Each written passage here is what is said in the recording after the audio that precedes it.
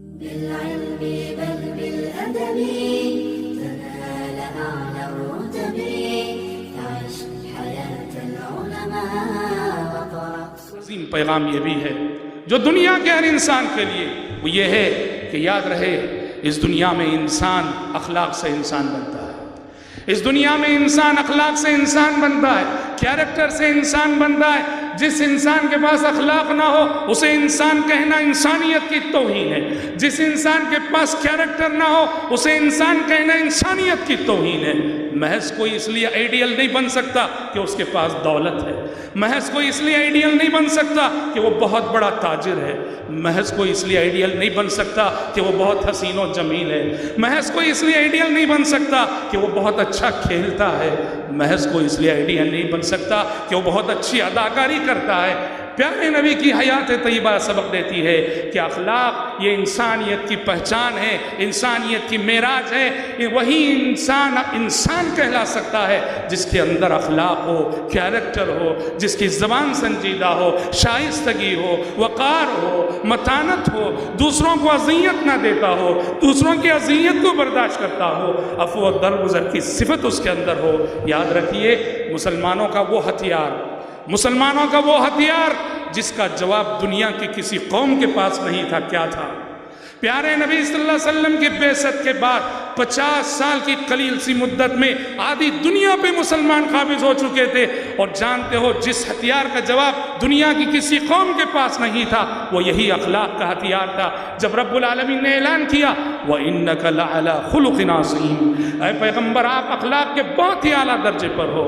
اور تاریخ بتاتی ہے حضرات صحابہ کرام رضوان اللہ علیہ مجمعین کے قافلے جب روم و ایران کو فتح کرتے ہوئے آگے بڑھے، رومیوں نے اور ایرانیوں نے اپنے حکمرانوں سے بغاوت کر کے صحابہ کا استقبال کیا، یہ کہہ کر کے چلے آؤ ہماری وفاداریاں تمہارے ساتھ ہیں کہ تمہارا سلوک ہمارے ساتھ ہمارے حکمرانوں سے بہتر ہے، تمہارا رویہ ہمارے ساتھ ہمارے بادشاہوں سے بہتر ہے۔ صحابہ کے اخلاق کی خوشبو ہر طرف پھیلی ہوئی تھی، اسی لیے وہ جہاں بھی گئے بحیثیت فاتح دنیا نے ان کا استقبال کیا اور کامیابی نے ان کے قدم چومے۔ اور حضرات پیارے نبی صلی اللہ علیہ وسلم نے دنیا کے اور رہنماؤں، دنیا کے اور لیڈروں کے مقابلے میں یہ پیغام دیا کہ اس زمین پر دلوں کو فتح کرنے کا ہنر سیکھو۔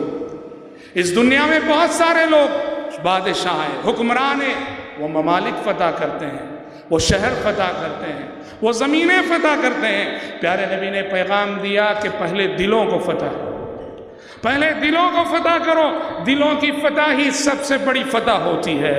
دیکھیے ایک چیز ہے، مفسرین بتاتے ہیں مکی صورتوں میں ایک آیت ہے اولم یروا انا نأتی الارض ننقصها من اطرافها، کیا کافر نہیں دیکھتے کہ ہم زمین کو اس کے کناروں سے گھٹاتے چلے آ رہے ہیں؟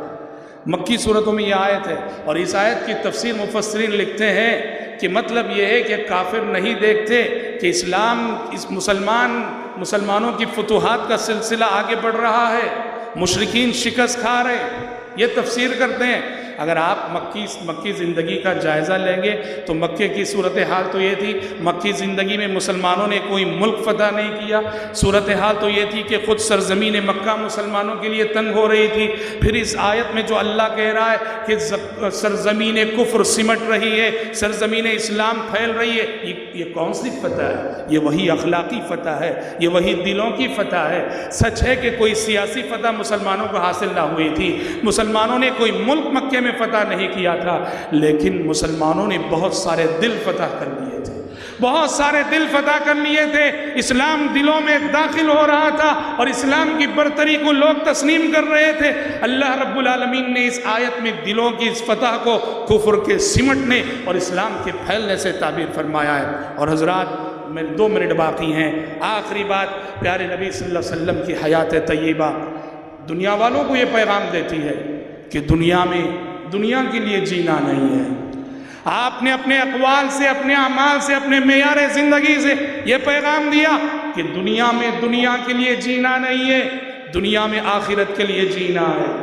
جو دنیا میں دنیا کے لیے جیے گا وہ کبھی چین نہیں پائے گا، سکون نہیں پائے گا۔